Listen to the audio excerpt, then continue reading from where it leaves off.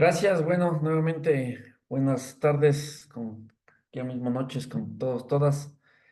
Ah, yo sé que es complicado viernes a la tarde, pero vamos, nada que un café no pueda ayudarnos a tener una bonita sesión de clases. Como siempre haremos una pausa intermedia para refrescarnos y, y rematar en el segundo tiempo. Por suerte no hubo fútbol los días de clase, si no ya me tocaba negociar con el Manuel. Otro permiso de cambio de horario. Se salvaron. O que Ecuador no pasó a las... Ecuador nos pasó y eso.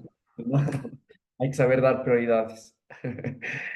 Este, bueno, habíamos visto, empezamos a ver o continuamos con nuestro análisis de los enfoques de la política migratoria. Como les digo, nos hemos detenido en la anterior, la primera semana y en esta, en el condumio central de esta materia, que es pensar qué es el Estado, este pensamiento de Estado, las políticas migratorias, estas visiones antropológicas para entender la intervención social.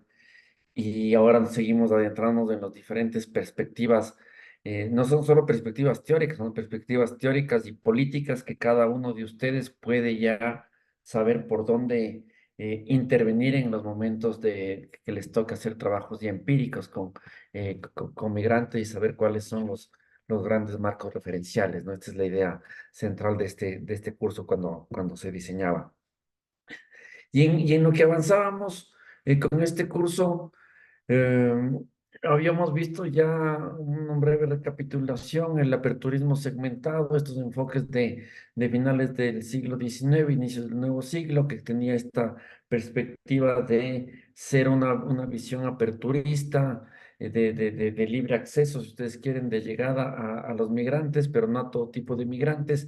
Por eso se hablaba de al menos tres tipos: un trato preferencial para los migrantes andinos, una alfombra roja y todos los beneficios para la migración que llega de Europa, pensando en este grupo como el grupo central, a quien hay que abrir las puertas, sobre todo por la construcción de este modelo ideal de Estado-nación blanco mestizo, desarrollado y civilizatorio. Y un tercer grupo a quienes se les cerró las puertas. No habíamos hablado del caso chino. Eso como resumen del aperturismo segmentado. Luego vimos el tema de seguridad y control, que, como su nombre lo indica, ve a la migración como un problema, como una amenaza, sobre todo una amenaza a la seguridad nacional, y por eso se había enfocado en temas principalmente de control fronterizo, cuyo control fronterizo estaba dado tanto por la implementación de mecanismos de registro y de conocer quién es la persona, ese no nacional que hablábamos al inicio del curso, que se interna en determinado país, y por eso se crean los pasaportes, las visas, estos grandes inventos de la modernidad, por llamarlo de alguna manera, para tener una mayor información de quiénes son las personas que están entrando a nuestros territorios.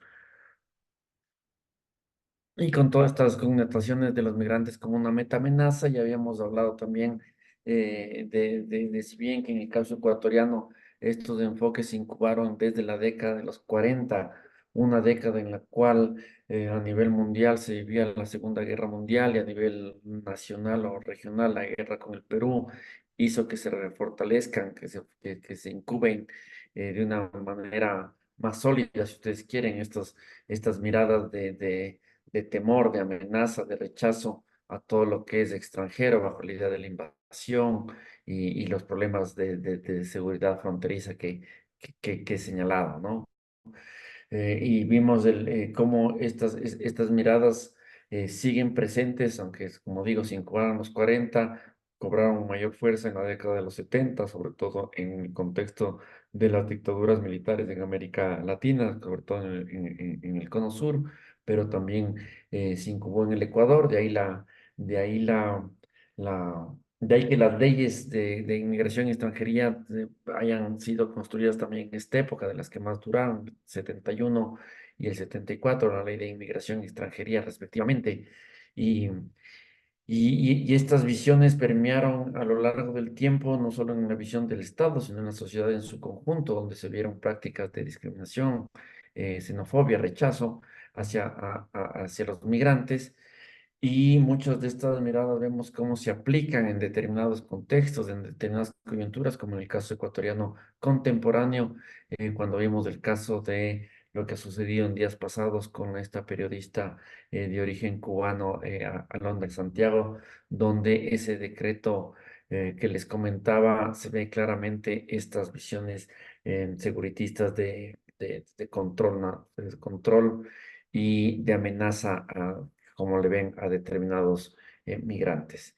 Em, También después de eso vimos la otra cara, la contracara de este modelo, que es el enfoque de derechos, que había dicho que este enfoque de derechos bebe y se alimenta de tres corrientes. La primera, justamente, de los, de toda esta gran vertiente de movimientos sociales, donde están los propios migrantes, las asociaciones de migrantes, los actores defensores de derechos humanos, ONGs, iglesias, etcétera, que han reivindicado una serie de condiciones mínimas para los migrantes que por algún motivo tuvieron que cruzar una frontera.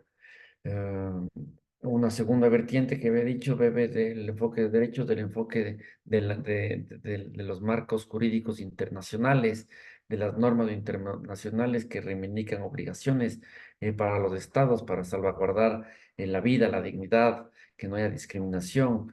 Muchos de estos elementos quedaron plasmados en algunas de las resoluciones o de las convenciones internacionales, sobre todo después de la Segunda Guerra Mundial, como les había dicho,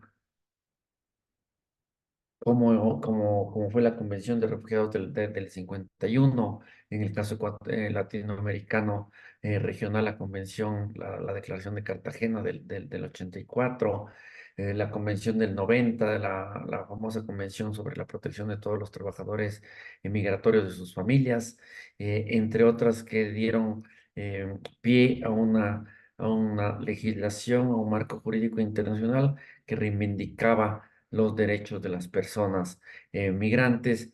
Acá no se ve la migración como un problema, sino como un hecho social donde requiere que se coloquen, que se repiensen ciertas categorías, como todo la categoría de ciudadanía, que esto también les dije que veremos más adelante, una categoría central para, para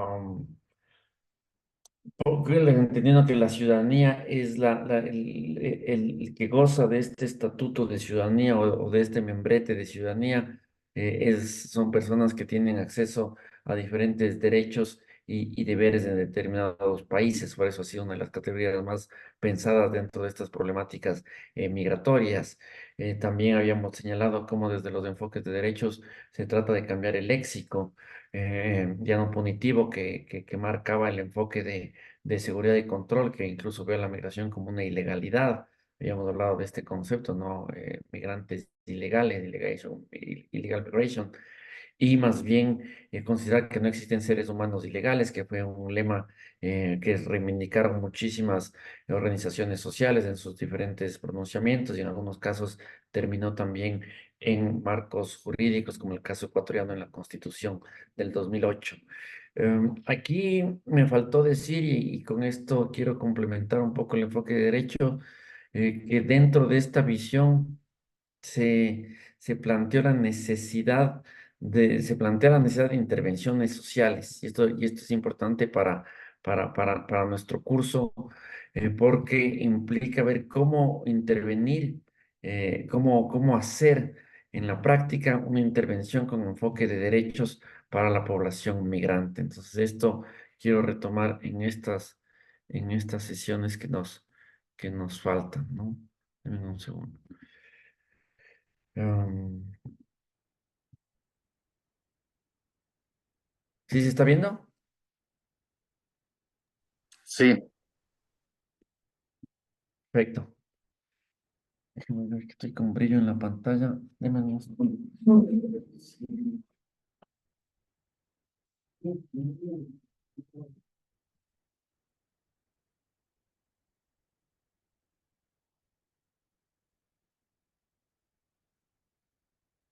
Vamos a cerrar la cortina que hay un brillo en la pantalla. Eh, no sé cómo sacar los recuadros.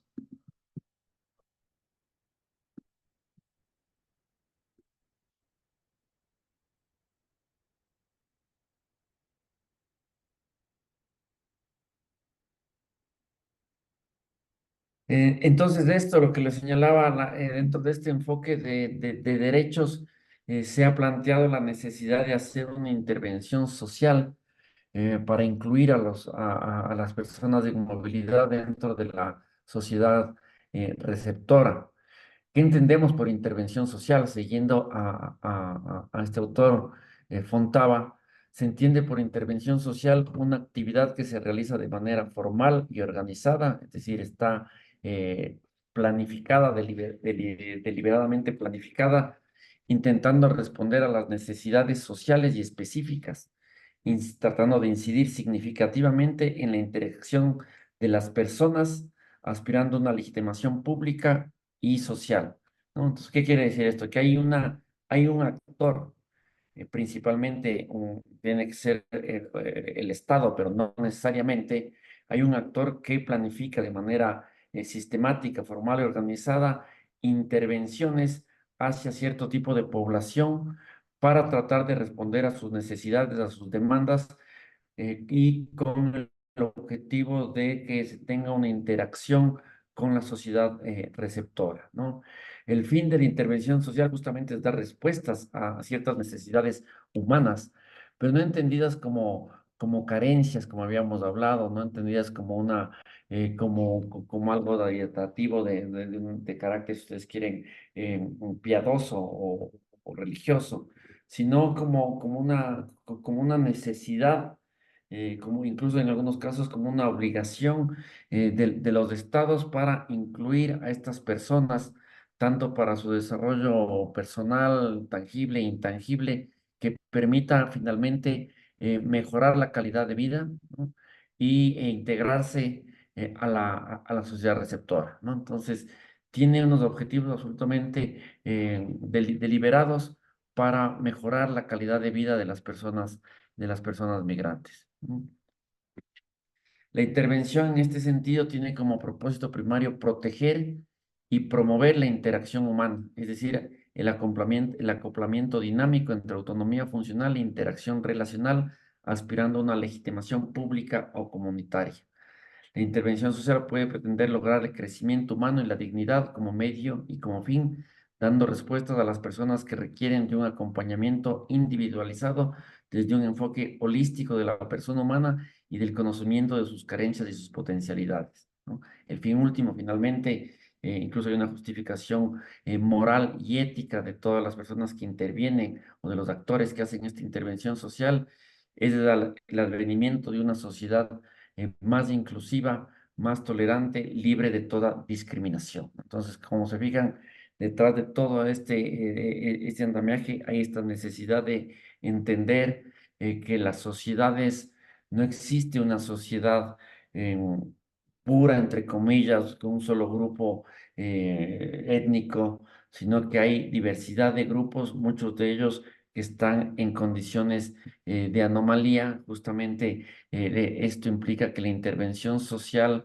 en algunos casos tenga un sesgo, sobre todo cuando se habla de inmigración, porque cuando uno plantea la intervención social, de alguna manera está pensando en las personas o los grupos más vulnerables, ¿no? Acá cada estado define cuáles son los grupos de atención prioritaria, define cuáles son los grupos vulnerables.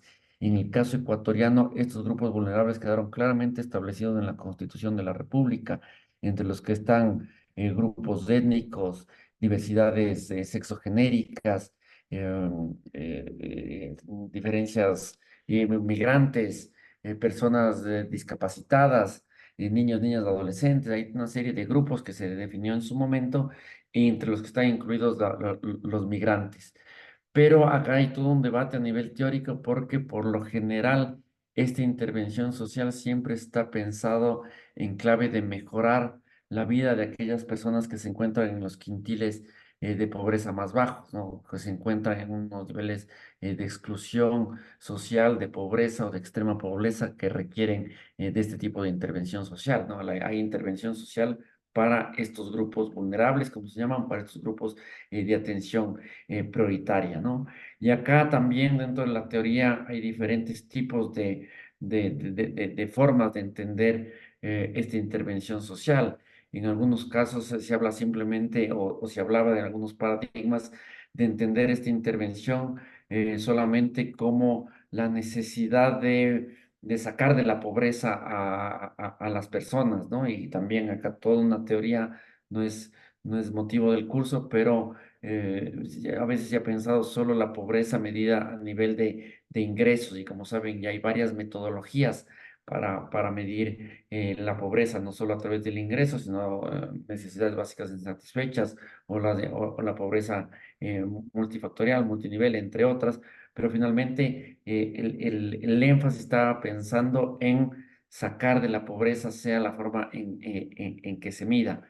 Pero después hay otros autores, sobre todo siguiendo los principios teóricos filosóficos de Amartya Sen, que hablaba justamente de la intervención social, debe alcanzar los mínimos para realizar una vida donde la persona no se vea privado de las capacidades, ¿no? De las posibilidades y de los derechos básicos para mejorar su calidad de vida, ¿no? Aquí el concepto de capacidades que introduce Amartya Sen bueno, ha sido utilizado para diferentes campos de la vida, de las ciencias sociales en particular, pero da un giro más integral a este tema y no solo quedarse con el tema, con la visión de la pobretología, como lo definen algunos de manera crítica, ¿no?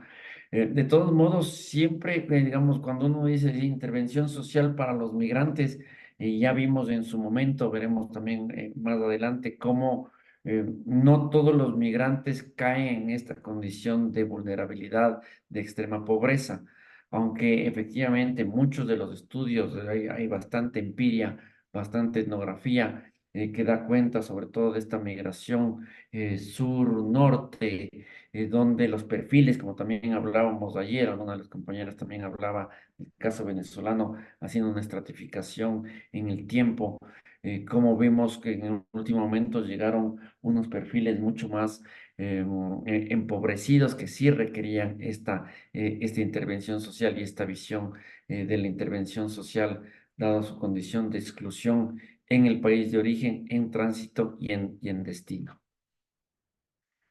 Em,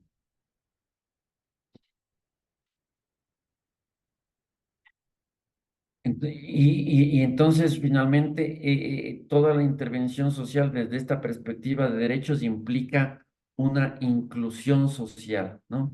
Acá también hay diferentes visiones en el tema de la inclusión o de la integración, ¿no? Y esto es importante también, estos matices. Para algunos autores y para algunos estados, esta inclusión o esta integración implica un asimilacionismo, ¿no? Nuevamente habíamos dicho, desde los ojos del Estado, ese otro, esa amenaza, esa persona que causa temor por el simple hecho de cruzar una frontera, para ser aceptado como tal, tiene que integrarse. Y la integración vista desde esos lentes, de esos marcos teóricos, implica una asimilación, ¿no? Es decir, que esos otros se transformen en unos otros. Esas visiones son muy criticadas, sobre todo desde las perspectivas interculturales o pluriculturales, porque no se respeta la diversidad. Entonces, siempre que hablamos de una intervención social que debe terminar en una inclusión, pero una inclusión respetando la diversidad, ¿no? Respetando la dignidad humana, las libertades, la responsabilidad individual y la diversidad étnica, cultural de las personas. No necesitamos estos criterios de asimilacionismo que han sido muy criticados y han sido sobre todo las recetas de los países del primer mundo. ¿Mm? Y aquí algunos casos que traía, por ejemplo, en temas de inclusión, el derecho de los extranjeros en España a los servicios sociales. Para poner un ejemplo, la Constitución española reconoce y garantiza una serie de derechos a todos los ciudadanos españoles y a todos los extranjeros en España. Sin embargo, nuevamente vemos cómo el estatus legal, y por eso es importante todo lo que señalábamos en las siguientes clases, en las anteriores clases y las que veremos, esta primera visión, este primer nivel de la política pública migratoria, que tiene que ver con en qué condición entra esa persona extranjera, qué estatus le doy a esa persona. Pues ese estatus le va a dar acceso a ciertos derechos y a otros, y restricciones a otros, ¿no? Y en términos generales, las personas que son consideradas migrantes regulares, por lo general son considerados como ciudadanos españoles, tienen una similitud de derechos, de acceso a servicios sociales, a diferencia de las personas que no tienen un estatus legal, que tienen el carácter de, ¿cómo se llama?, de indocumentados, ¿no? Y esto ha hecho que haya mucha literatura justamente por la existencia de diferentes tipos o grados de ciudadanos, ¿no? Resulta que termina habiendo ciudadanos de primera, ciudadanos de segunda, ciudadanos de tercera y finalmente personas que no son consideradas ciudadanos, y se empieza a construir todo un lenguaje alrededor del tratamiento del otro, sobre todo del otro indocumentado, que es el sujeto al cual hay que excluir, ¿no? Si hay políticas de inclusión dentro de este enfoque de derechos, que la vez, si hay políticas de necesidad de una intervención con un enfoque de derechos para incluir, respetando la diversidad, que ese es como el modelo ideal, desde estas perspectivas, donde ponen énfasis en el estatus, aquellas personas que no son consideradas, que no tienen ninguna categoría de residencia legal, son a las personas que los estados buscan excluir y, por último, deportar, ¿no? Por lo general, como digo, los inmigrantes en situación administrativa irregular solo pueden optar por los servicios de información, asesoramiento o trámites para cambiar su situación de legalidad. Y por el contrario, en el caso español, aquellas personas que ya tienen un tipo de residencia pueden optar para prestaciones económicas, técnicas para ayudas familiares, cuando están en paro también obtener su pensión, entre otro tipo de beneficios que les otorga en este caso España a los migrantes, ¿no?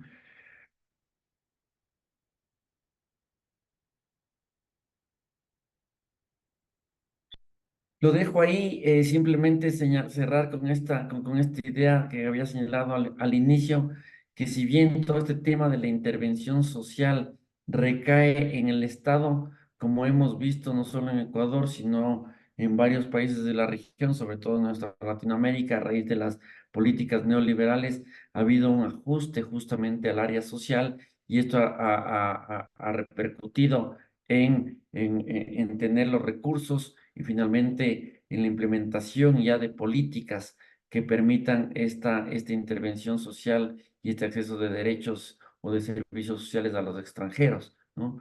Ha habido esta reducción, estas políticas de achique o de ajuste del Estado terminan poniendo en jaque el famoso estado de bienestar, y terminan complicando aún más la vida ya que llevan los migrantes por su propia condición de haber salido de su país de destino, ¿no? Y ahí es que aparece lo que la literatura denomina como el tercer sector, ¿no?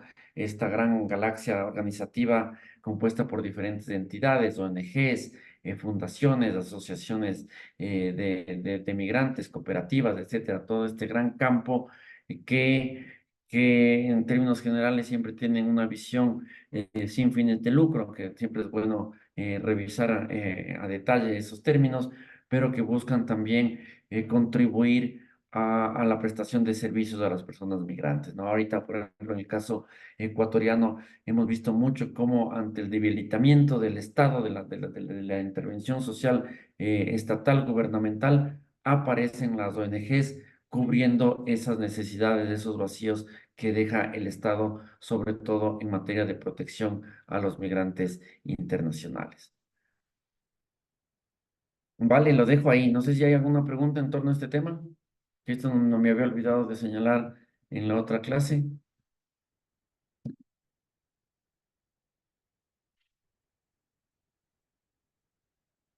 Listo, continuemos. Un segundo, se colgó.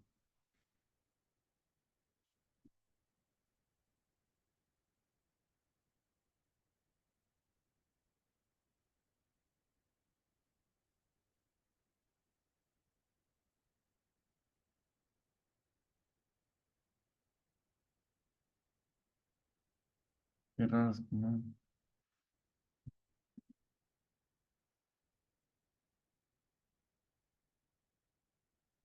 Se fue, ¿no?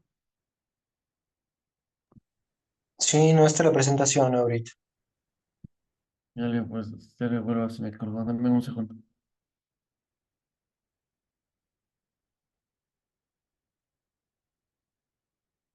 Qué raro.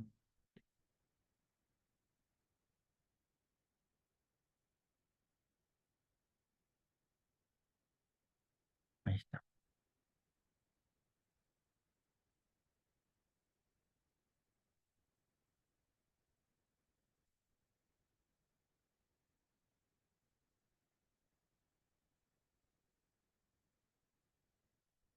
Ahí está, nuevamente. Entonces, eso para terminar esta perspectiva de derechos, que era importante retomar no solo las visiones que tienen de todo lo contrario, de no ver a los migrantes como ni un problema ni una amenaza, sino como parte de un hecho social que ha pasado a lo largo de la historia y que requiere de estas intervenciones y estas prácticas eh, sociales de inclusión a esta población. Y habíamos continuado con el cuarto enfoque, que es el enfoque de la gobernabilidad migratoria, ¿no? Que habíamos dicho que en principio este enfoque se trata de colocar como un punto intermedio entre el enfoque de derechos y el enfoque de seguridad, em, pero que, digamos, desde su marco teórico, ha tratado de pensar la migración no como un problema, sino como una oportunidad. Aparece todo un lenguaje técnico de saber que estos grandes flujos migratorios, lo único que hay que hacer es saber direccionarlos, saberlos administrarlos, saberlos gestionarlos para tener una migración regular, ordenada y segura. Este estribillo que es repetido por los diferentes actores estatales e internacionales y y una buena gestión, administración de estos flujos permite que se beneficien varias personas, ¿no? El famoso win-win-win, ganan los migrantes, ganan los estados de recepción, ganan los estados de origen por el envío de remesas, ganan el estado de recepción por la mano de obra de los migrantes y ganan los propios migrantes, sus familias, por los ingresos adquiridos y las remesas, ¿no? Eso desde la perspectiva oficial, los defensores de este enfoque. Sin embargo, como vimos, hay em, algunos teóricos que han señalado a nivel global y a nivel regional, que han señalado que bajo este lenguaje tecnocrático, lo que se busca finalmente es un refinamiento del control, por eso lo llaman otros un modelo internacional del control, o como lo señala mi colega Eduardo Domenech, la migración, eh, la gestión de la migración con rostro humano, ¿no? Eh, y dentro de este marco teórico, dentro de los últimos años, ha aparecido también todo este lenguaje del humanitarismo, sobre todo para dar a entender esta visión. Por humanitarismo nos referimos a estas visiones gubernamentales donde se ponen ciertos valores, ciertos temas de compasión de determinada población, en este caso de la población migrante, que son vistos como unas víctimas y que requieren una asistencia, un asistencialismo, ¿no? Fíjense en las diferencias entre ver como derecho a verlo como un asistencialismo, en los cuales los migrantes al huir de determinados problemas económicos, sociales, políticos, ambientales, requieren de esta visión, de esta mirada humanitaria. Vimos cómo esto se tradujo muchísimo en el último caso, en el flujo migratorio venezolano, donde todos los gobiernos de turno de Colombia para abajo, que fueron los principales receptores, empezaron a implementar estas políticas humanitarias, hablaron de crisis humanitarias, hablaron de la necesidad de corredores humanitarios, y finalmente se implementó en casi todos estos países las famosas visas humanitarias, ¿no? Entonces, fíjense en cómo se manejó toda esta terminología. Sin embargo, después de un tiempo, estas visiones, cuando vieron que llegaban muchos flujos migratorios, terminaron cambiando el giro a una perspectiva nuevamente de seguridad y control, ¿no? Entonces, ahí nos habíamos quedado y quiero terminar esta primera parte de este día con los dos enfoques, el neosecuritismo racializado, que va muy vinculado a este enfoque de seguridad y control, para terminar con el enfoque, si ustedes quieren, más progresista en torno a lo que se denomina conceptualmente como la autonomía de las migraciones. ¿Ok? ¿Alguna pregunta hasta acá?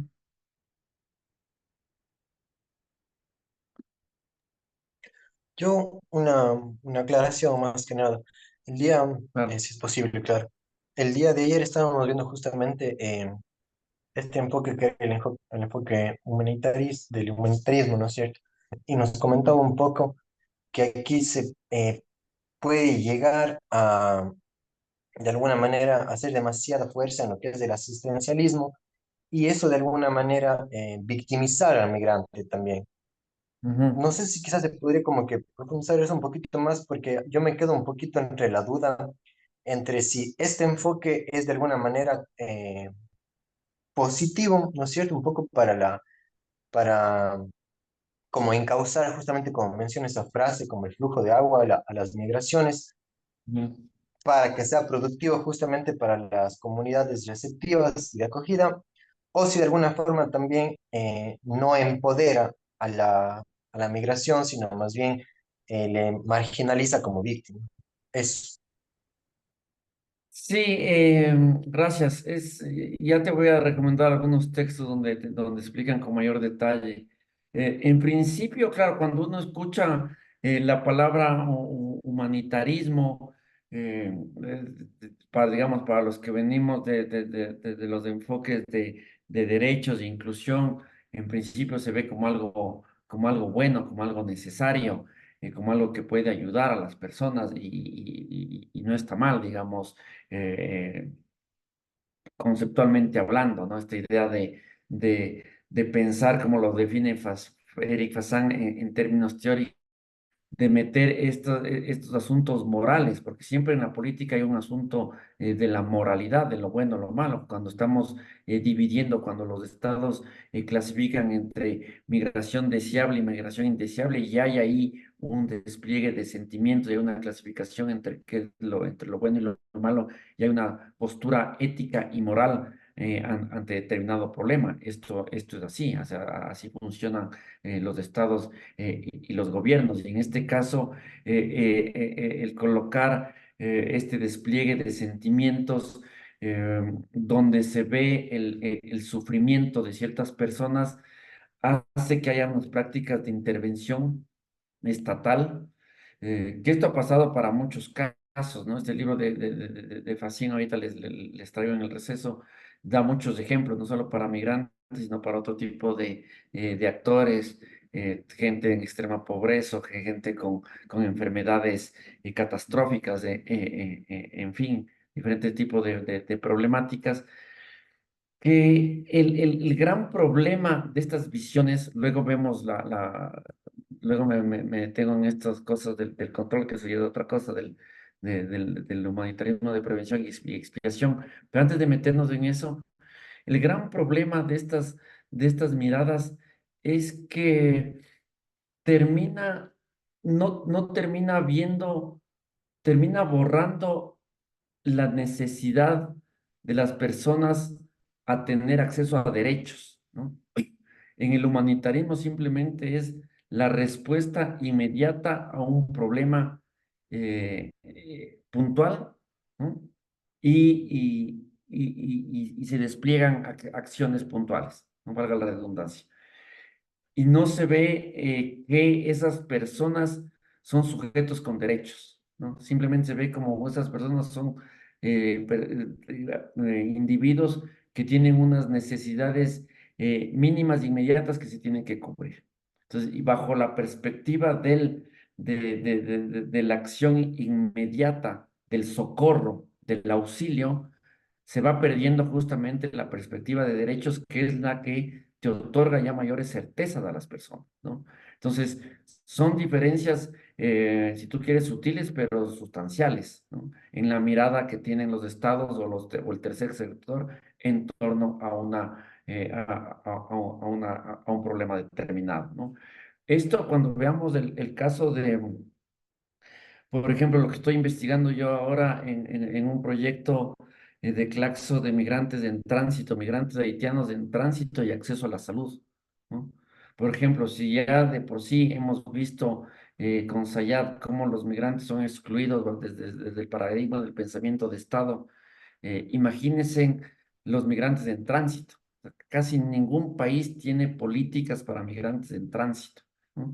Y lo que vemos es que no existe en la realidad, bajo este paradigma de la gobernabilidad migratoria que busca una migración regular, ordenada y segura, y vemos que la realidad del sistema mundo es que las migraciones son desordenadas, pasan por lugares inseguros, no tienen esta característica de regular, más bien es un caos, ¿no? El claro ejemplo, los dos grandes circuitos migratorios, la migración africana que quiere entrar a la fortaleza europea por el mar Mediterráneo, y el nuestro que vivimos ahora de toda la migración centro y suramericana hacia Estados Unidos, pasando por el Darién y todo el infierno de Centroamérica y México, te dicen que no hay tal migración regular, ordenada y segura, y que hay muchos migrantes en tránsito que no tienen ningún tipo de derechos, ¿no? Y lo que estamos investigando es cuál es cómo hacen los migrantes en tránsito para acceder a la salud, sabiendo que muchos están llegando por tierra, caminando desde Brasil, desde Chile, desde Perú, desde Ecuador, hasta Estados Unidos, ¿no?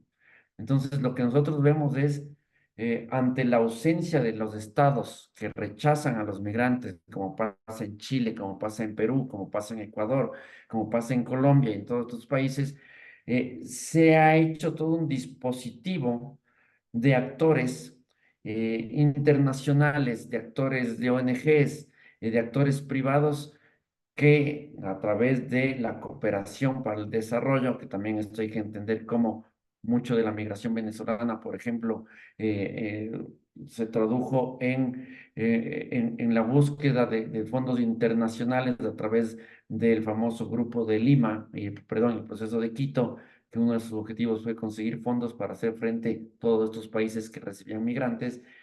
Esa plata termina mucho en manos de organismos internacionales, OIM, ACNUR, en manos de diferentes ONGs, fundaciones, que en el caso que estoy investigando, lo que hace es irse a un punto del tránsito migratorio de zonas más calientes para dar auxilio, ¿no? Y ya veremos cómo en Necoclí hay todo un sistema local, nacional e internacional, público, privado, para dar una atención a la salud. Pero bajo ningún concepto está pensado en el derecho a los migrantes a un acceso a la salud. No es como tú y yo, cualquiera de nosotros, tenemos un problema y podemos ir a un hospital público a que nos atiendan, ¿no? Entonces, ante esa imposibilidad de tener ese acceso, se crea estas políticas de humanitaristas, de dar una pastilla, de dar agua, de purificar el agua que no es potable, de dar pastillas para que no te violen en el camino, anticonceptivas, preservativos, etcétera, toda una serie de intervenciones para cubrir la emergencia, ¿no? Entonces, ese es el gran problema, que la emergencia y las crisis humanitarias y el humanitarismo en general pone en primer plano solo el socorro y no se piensa en el derecho que tienen los migrantes a salud, a educación, a vivienda, etcétera, etcétera. Sí me expliqué mejor. Sí, totalmente, más bien muchas gracias. De Eh, todos modos, pa- les voy a poner a todos en el receso este libro de Eric Fassan que lo tengo aquí en casa. Es genial. Él es un sociólogo, antropólogo francés que habla justamente sobre estas miradas humanitaristas y pone muchos casos para el tema, para entender cómo ya intervienen los estados, los gobiernos bajo esta perspectiva humanitarista, ¿no? Eh, Muy buena tu pregunta y te agradezco por el tema.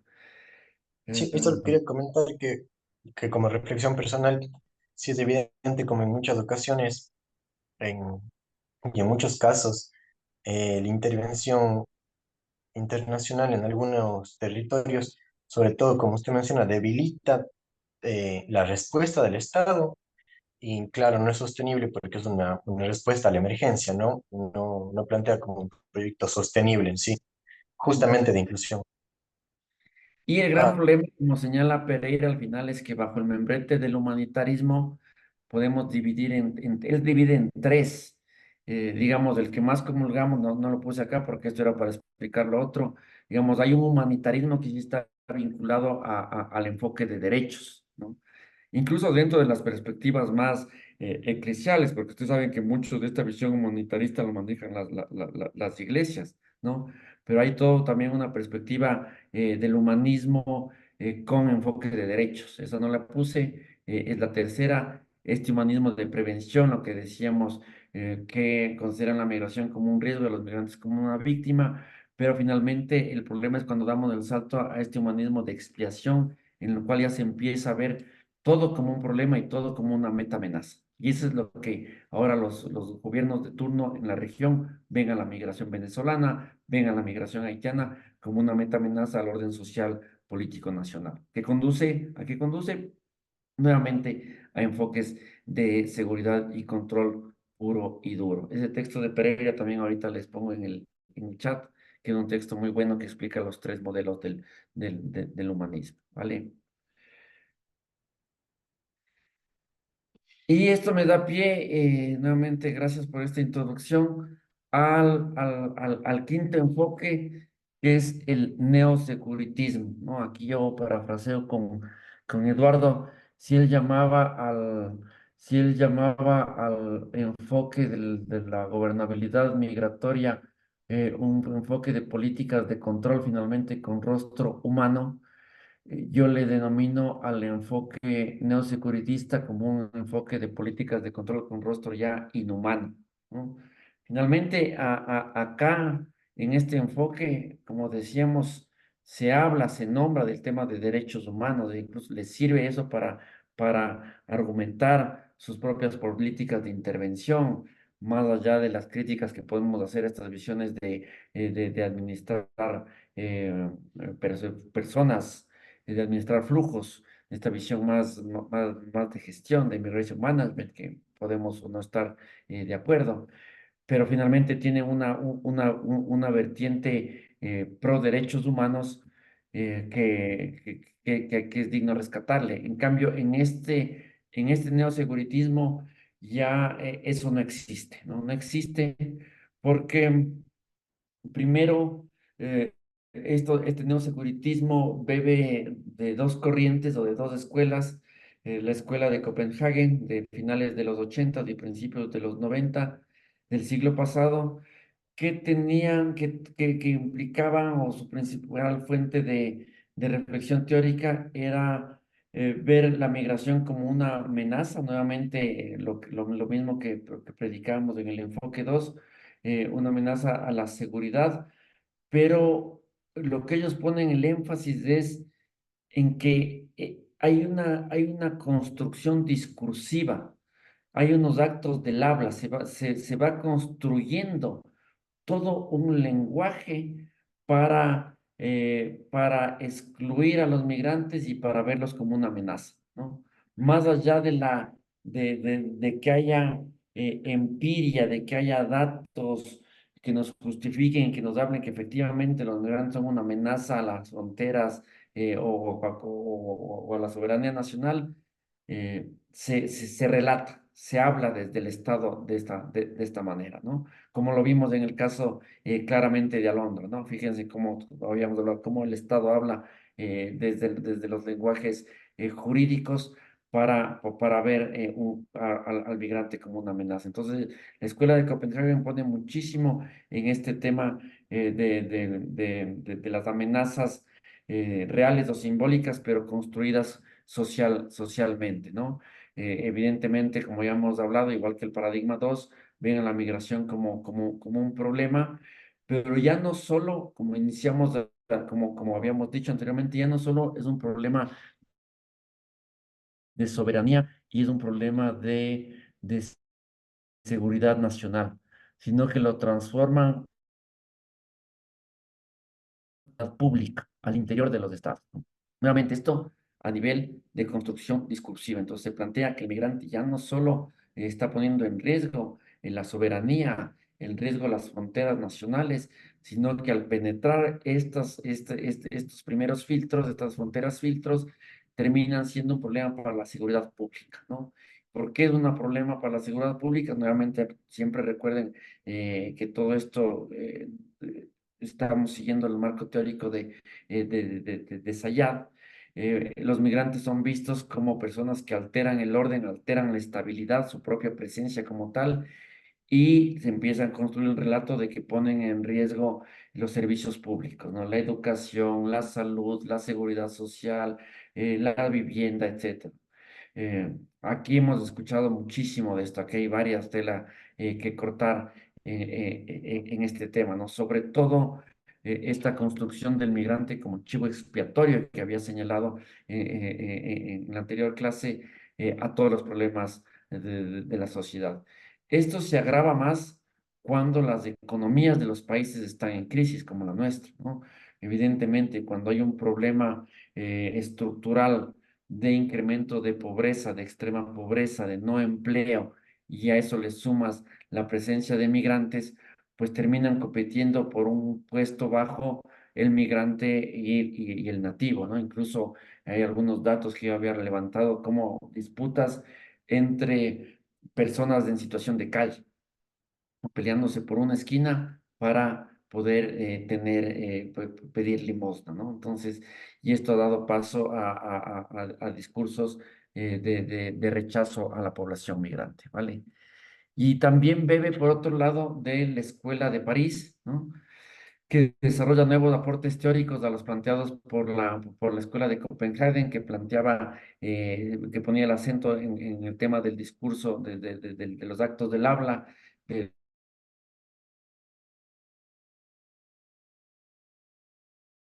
de París, es decir, si efectivamente hay todo este relato social, este relato discursivo construido desde el Estado, de arriba abajo, que termina premiando en toda la sociedad. Evidentemente, esto lo vemos en varios casos, pero lo que dice la Escuela de París es que también tenemos que poner el acento investigativo no solo a esos discursos, sino ya a las prácticas producidas por los profesionales de la seguridad, ¿no? Entonces, es decir, veamos cómo actúan los policías en frontera, los policías en las esquinas, los agentes de control fronterizo, los militares, los burócratas que atienden que dan visas, todo el sistema del Estado. Entonces pongamos en la atención a cómo se controla y se vigila desde los actores públicos y privados que ejercen su profesión en esta área, ¿no? Y aquí es que surge toda esta vertiente de estudios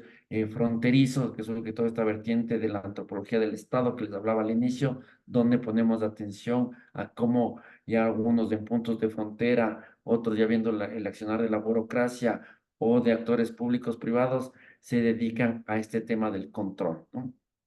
Por ejemplo, eh, todos en esto que hablamos del caso de Alondra y lo que ustedes ven en la mayoría de legislación de los países en esta materia, se plantea que es discreción o la potestad de los estados a través de los gobiernos de turno de controlar los flujos migratorios, de otorgar visas, de revocar visas, de otorgar y revocar y todo lo que señalábamos. Pero ya en la práctica actualmente en el siglo XXI, mucha de esta tarea de gendarmería, por llamarlo de alguna manera, los estados han traspasado a actores privados, ¿no? Ya ni siquiera el otorgar una visa la dan los estados. Ahora la pasaron a empresas privadas. Si ustedes ahorita quieren sacar una visa para Europa, no les van a mandar al consulado de España, de Francia, o del país que quieran viajar, sino les van a mandar a una empresa privada que es la que hace el trabajo de las entrevistas, la recopilación de la información y todo ese papel que antes hacían el aparato consular. Fíjense en esas pequeñas sutilezas, ¿no? A eso se refiere también la Escuela de París de ver cómo actúan en la práctica los profesionales de la seguridad. O ahora muchísimo del trabajo, pese a que tú ya tengas una visa, tu pasaporte en regla, te han dado todo, el momento ya de tu viaje el papel de control lo terminan haciendo las aerolíneas, ¿no? Las aerolíneas sobre todo para las personas que viajan en avión, terminan enfrentándose nuevamente a una persona que trabaja en cualquier aerolínea que te hace nuevamente todos los dispositivos de control, ¿no? Entonces, la Escuela de París empieza a poner acento a estos dos elementos, ¿no? No solo a los actos del habla, sino a estas prácticas de estos profesionales. Y aquí, en este momento, es donde ellos plantean que es necesario ver cómo en la práctica actúa el famoso control racializado.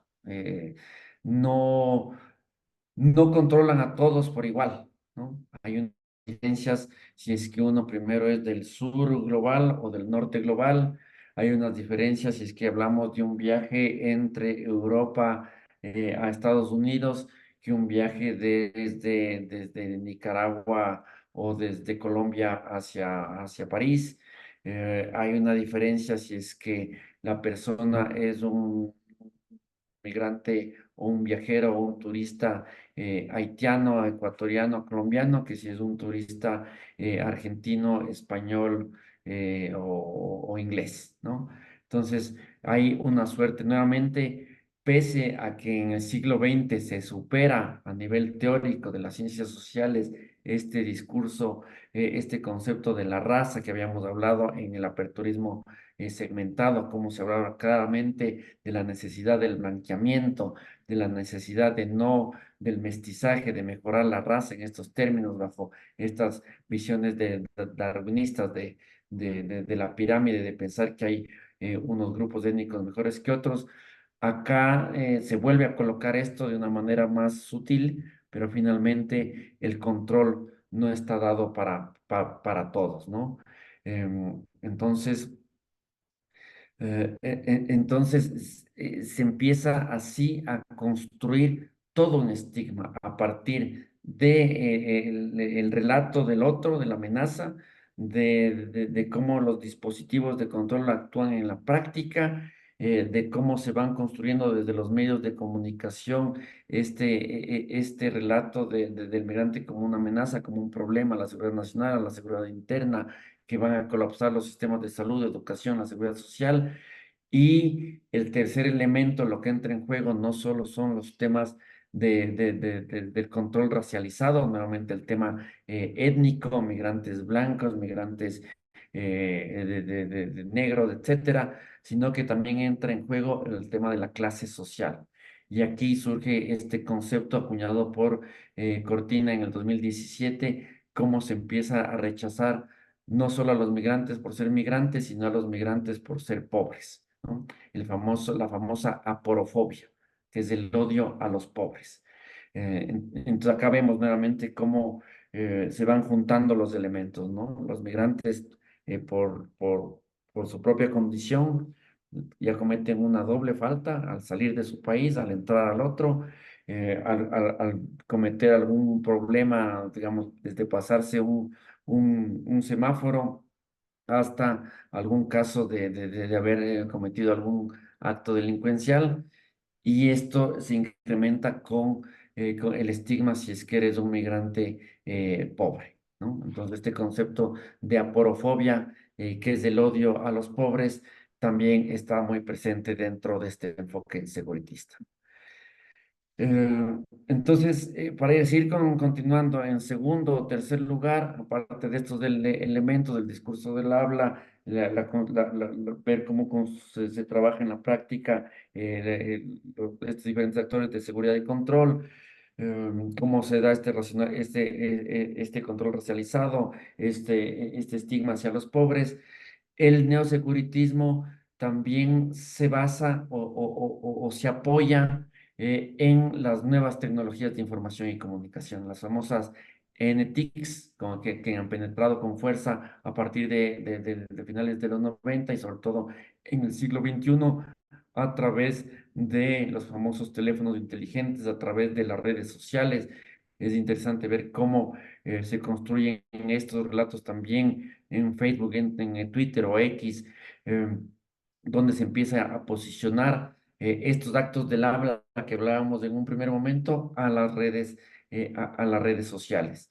Y acá la tecnología ha servido muchísimo para generar nuevamente a través de los famosos Big Data, ahora a través de inteligencia artificial, estos dispositivos de control para que esa sospecha razonable que hablábamos que está inmerso en algunos marcos jurídicos, sobre todo en Estados Unidos, ya tengan certezas, ya no sean sospechas, no certezas razonables a través de un seguimiento de nuestra huella digital, ¿no? Que básicamente todos nosotros, los que estamos en el mundo, en este mismo momento, al estar esta clase grabada, ya entra en el ciberespacio y cualquier persona puede tener acceso a esta clase, a lo que nosotros ponemos en Facebook, en Twitter, en Instagram, en WhatsApp, etcétera. Todo esa huella digital es factible de que nos vigilen nuestras posiciones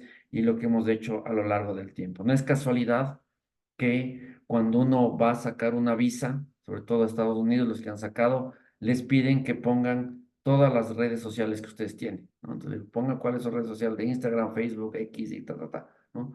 Entonces, aleatoriamente pueden rastrear o ahora con inteligencia artificial a todo el mundo en un segundo, ya no hace falta ni esperar tanto y ya saben perfectamente cuál es el perfil de la persona que está solicitando la visa o el permiso de entrada. Y esto evidentemente ya hay un trabajo directo de cooperación entre los departamentos de seguridad nacional. Recuerden que habíamos hablado en el enfoque de seguridad y derechos de la institucionalidad, ¿no? La importancia de la institucionalidad para hacer frente a esta tarea.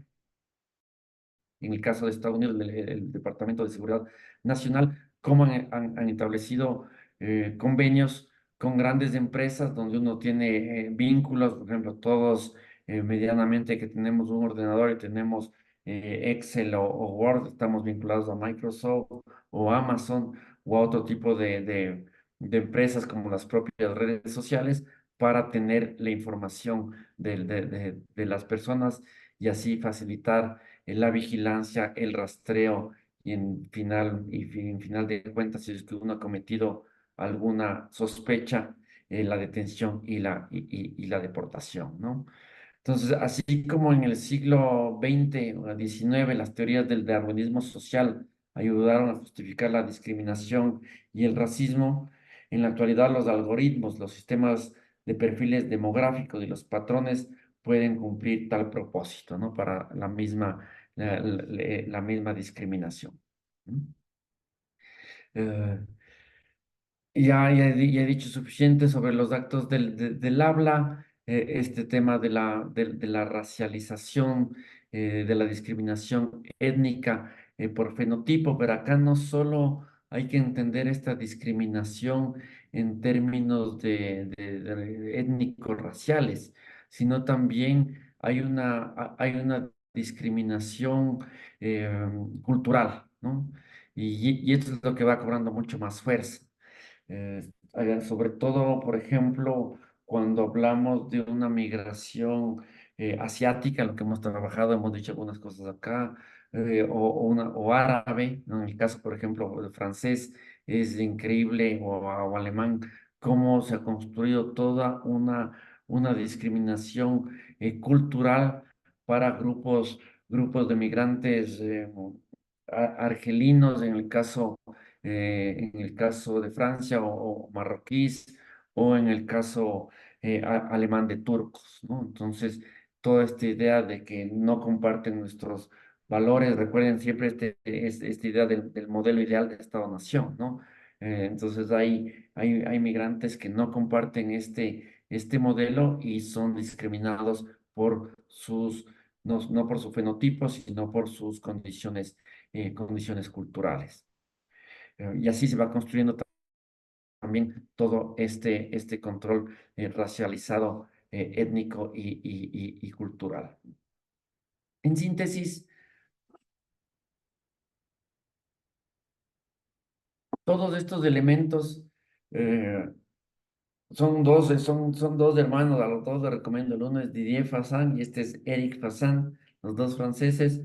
Eric Fassin habla de que todos estos elementos que estamos viendo en el mundo contemporáneo de este neosecuritarismo, de cómo son tratados los migrantes abiertamente, sin tapujos, con epítetos bárbaros, como los expresados por presidentes como Donald Trump, como Bolsonaro, por señalar los más conocidos acá en nuestra región. Em, Son lo que él llama la nueva cara del neoliberalismo con tintes fascistas, ¿no? Él habla del momento neofascista del neoliberalismo, ¿no? Fíjense en lo fuerte, pero dice que se está produciendo una xenofobia, un racismo y una porofobia de Estado que termina no solo por el incremento de deportaciones, de judicialización de la migración, de expulsión, de construcción de muros, de dispositivos tecnológicos, de secuestros, de extorsiones, sino también de tortura y muerte para los migrantes, ¿no? Es lo que hemos visto lastimosamente en este último tiempo, como digo, en estas dos grandes regiones, tanto en la migración sur-norte de África a Europa y de América del Sur, centro hacia América del Norte, lo que también ya habíamos señalado en la clase pasada. Otros autores lo definen como la necropolítica de la migración. Estamos presenciando necropolíticas migratorias, es decir, la administración y gestión de la violencia y la muerte de los migrantes irregulares, así como políticas inhumanas caracterizadas por el odio hacia los otros, en las que unas vidas tienen valor y otras no, ¿no? Cuando uno ve estos casos de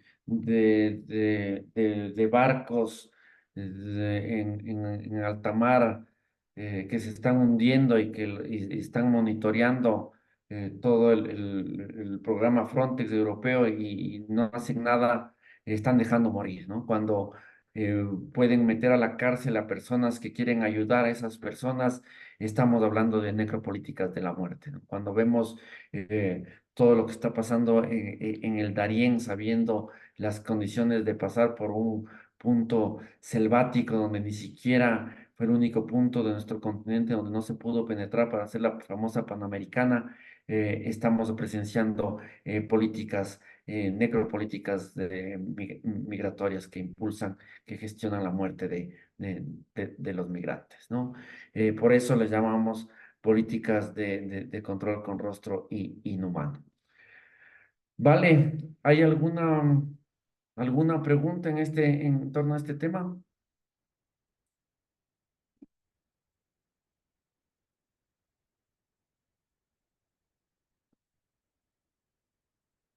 Ok, entonces vamos cerrando. Solo quiero traerles el libro para que los que quieran revisar, creo que sí está en internet. Deme un minuto.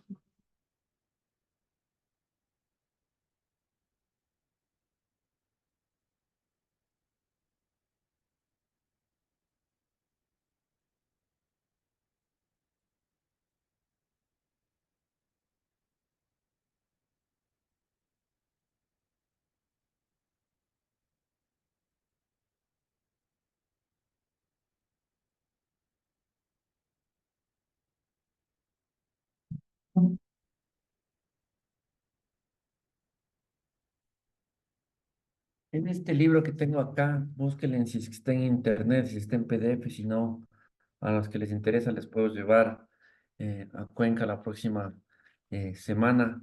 Se llama La razón humanitaria, una historia moral del tiempo presente, publicado por la traducción al español por Prometeo, ¿no? Es unos libros interesantísimos sobre justamente el lugar que ocupan los excluidos y los marginados en la sociedad, y hace casos, por ejemplo, sobre las personas desocupadas, sobre los propios migrantes, los indeseables, ¿no? La administración de los indeseables, ese capítulo, la hospitalidad ambigua, ¿no?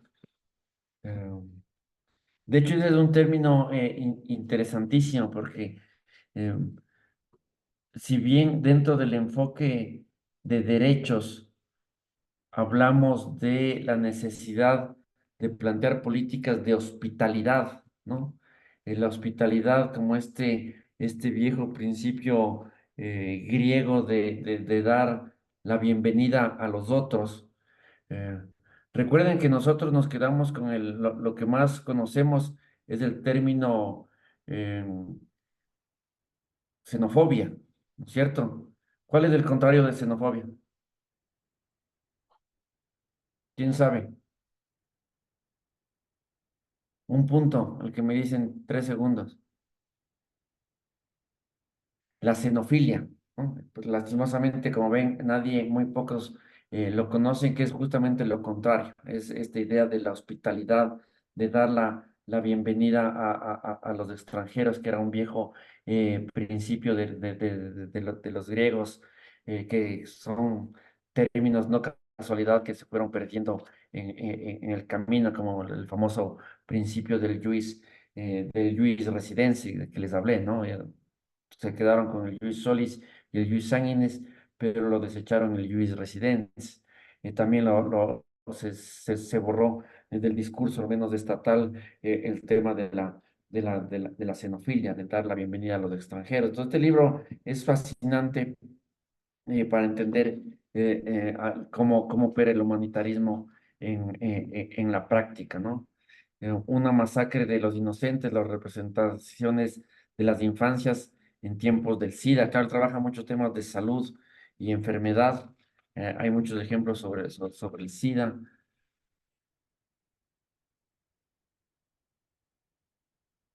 Y el último capítulo, una humanidad desigual, la asistencia a las víctimas de los conflictos. Y finalmente él termina con un capítulo teórico crítica a la razón humanitaria.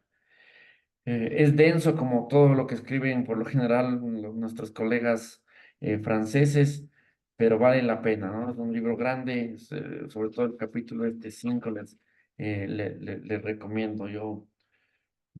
Revisen si es que encuentran en PDF, si no lo puedo llevar para alguien que quiera sacar una fotocopia. Ok, ahí está, perfecto, y alguien ya la colgó. Muy bien, muchas gracias. Léanlo los que pueden. los que les interesa porque les va a dar también muchas luces. 7:20, hagamos una pausa ahorita que hicimos esto más bien para arrancar con lo otro y no interrumpir después, ¿vale? Nos vemos 7:35. Gracias, nos vemos en un ratito. Gracias.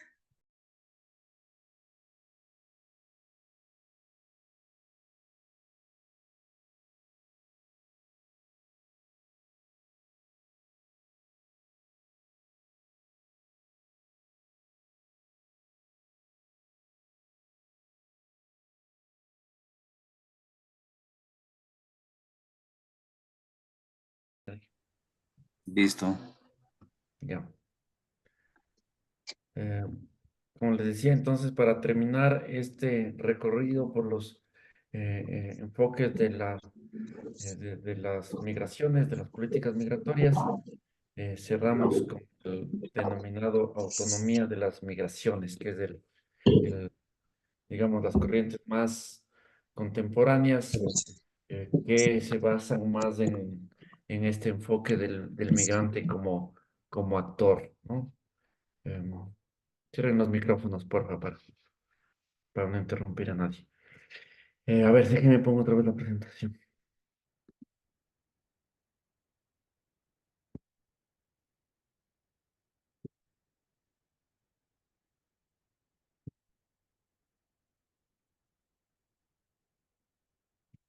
Listo.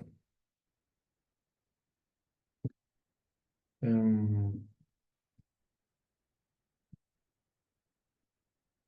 digamos, el padre, por llamarlo de esa manera, de este enfoque de la teoría de la autonomía de las migraciones, es Sandro Mesada, italiano, em, que plantea, como les había dicho, retoma, evidentemente están dentro del enfoque de derechos, pero retoman la perspectiva de lo que se conoce como las luchas migrantes o de la lucha de los migrantes, con un reconocimiento de la migración como un acto de politicidad, ¿no? Es decir, que la propia migración es vista como un acto político y es concebida como un movimiento social, ¿no? El mismo concepto de movilidad y migrantes es planteado como un actor social en movimiento, ¿no? Con capacidad de agencia, con capacidad de lucha, con capacidad de respuesta hacia los diferentes actores, sobre todo los diferentes actores estatales con los cuales se ven enfrentados los migrantes, ¿no? En primer lugar, la aproximación a la relación entre migración, Estado y ciudadanía es radicalmente diferente a las interpretaciones dominantes o convencionales. Yo les he hablado a lo largo de esta clase la importancia del concepto de ciudadanía en tanto y en cuanto es el concepto desde el Estado, desde el derecho, desde lo jurídico y político que otorga derechos a las personas, ¿no? Y incluso por eso desde las visiones, desde los defensores de los derechos, se ha planteado esta necesidad de repensar esta categoría, ya sea a través del concepto de ciudadanía universal, ciudadanía sudamericana, ciudadanías multisituadas, en fin, hay varias corrientes en torno a esta perspectiva. Pero lo que ellos plantean es diferente y para algunos más radical, porque como hacen una crítica al Estado per se, o sea, le ven al Estado como algo eh, negativo, si ustedes quieren, ellos consideran que los migrantes, independientemente del estatus legal, independientemente del reconocimiento o no del país, tanto de origen como de residencia, los migrantes actúan como ciudadanos, ¿no? Y por ende ya tienen que ser considerados como tal. Entonces ellos hacen es como que no ponen mucha atención a la parte formal del reconocimiento, sino a su propia accionar, a sus luchas que ya señalan que actúan como ciudadanos. En este sentido, las luchas migrantes son entendidas como prácticas y reivindicaciones de igualdad y libertad que no necesariamente se encuadran en una noción de ciudadanía formal, lo que les estoy comentando, y que al mismo tiempo se rehúsan a ser codificados en estos términos, ¿no? Entonces es una perspectiva que cuestiona la propia terminología, cuestiona la propia visión del Estado, pese a que pueda haber un Estado progresista que trata de dar derechos. Ellos dicen, son más radicales, por eso son por las posiciones del término de la autonomía de las migraciones, porque plantean, ven desde abajo hacia arriba cómo actúan los migrantes en la práctica, ¿no? En segundo lugar, el enfoque de la autonomía de las migraciones, a diferencia de otras propuestas que también destacan la agencialidad de los migrantes como el enfoque de derechos, presta atención, especial atención y se inspira en la incorregibilidad. Esto es Nicolás de Génova de las luchas migrantes, ¿no? Entonces ellos plantean que el propio acto de migrar, más aún si ya es por condiciones, por pasos clandestinos, como las que hemos señalado, ya es un acto eh, si ustedes quieren, de incorregibilidad, y es un acto subversivo. Sayat llama a esto rupturas heréticas, ¿no? Ahí es una suerte de poner en jaque a los migrantes, a los estados, ¿no? Tratan de subvertir el orden nacional, el orden de las migraciones, ¿no? Sayar llama heréticos a aquellos nacionales y a aquellos inmigrantes que rechazan conformarse con un conjunto de normas que los define a ellos y a la inmigración o a o a la inmigración. Entonces, son perspectivas, algunos los llaman como perspectivas anarquistas que plantean que la migración tiene su propia autonomía, su propia dinámica, que son luchas migrantes, que el propio acto de migrar hay que verlo como un acto incorregible que pone en jaque a los estados, que subvierte el orden nacional de los diferentes países por los que transita, ¿no? La potencial radicalidad o la fuerza disruptiva de algunas de las luchas migrantes derivan de su afirmación de incorregibilidad y de rechazo a codificarse a sí mismos en el marco de las convenciones del lenguaje político del Estado, particularmente de los discursos de los derechos y la ciudadanía. Por eso, aunque comulgamos entre los autonomistas de la migración y los defensores del enfoque de derechos, mucho en razón a la necesidad de proteger, de reivindicar derechos, ellos son críticos con el propio lenguaje del Estado, ¿no? Entonces, acá hemos tenido algunos debates en torno a estas perspectivas, porque finalmente es como que no dan, para mí, a mi modo de ver, una solución real al problema, simplemente hace una crítica al Estado, pero los Estados, nos guste o no, van a estar ahí, el lenguaje del Estado está ahí. Evidentemente, sirven muchísimo estos marcos teóricos para cuestionar y tensionar más aún ya todo el tema de los conceptos que hemos trabajado en esta clase, derecho, ciudadanía, etcétera, ¿no? En tercer lugar, la mirada de la autonomía de las migraciones supone una aproximación crítica a las naciones de frontera y a la soberanía del Estado, por todo lo que les estoy señalando, ¿no? El posicionamiento político del enfoque de la autonomía de las migraciones en relación con las fronteras y su modo de aprenderlas ha estado compenetrado con las protestas y reivindicaciones que se dieron en el contexto europeo, sobre todo frente a las políticas de control en las fronteras externas de la Unión Europea, como los No Border Camps y las campañas anti-OIM que habían proliferado en algún momento en, en Europa, ¿no?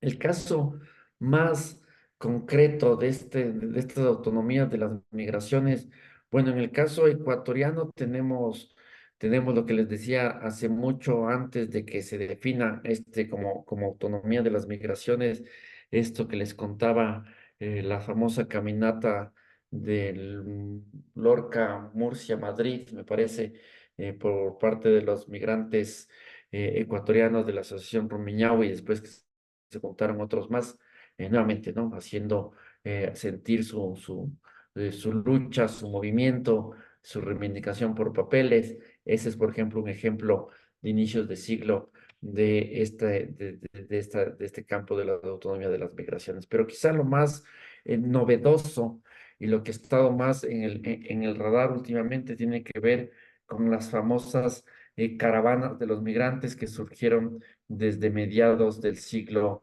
perdón, desde los mediados de la década pasada, de las migraciones de centroamericanos y mexicanos, sobre todo hacia Estados Unidos. Entonces quiero em, lo que queda de esta sesión, hablar y detenerme en el caso de las caravanas para entender con más certeza este enfoque de las autonomías, ¿no? Las caravanas y los famosos caravaneros. Fíjese en esa potente foto. ¿Alguien sabe dónde es eso?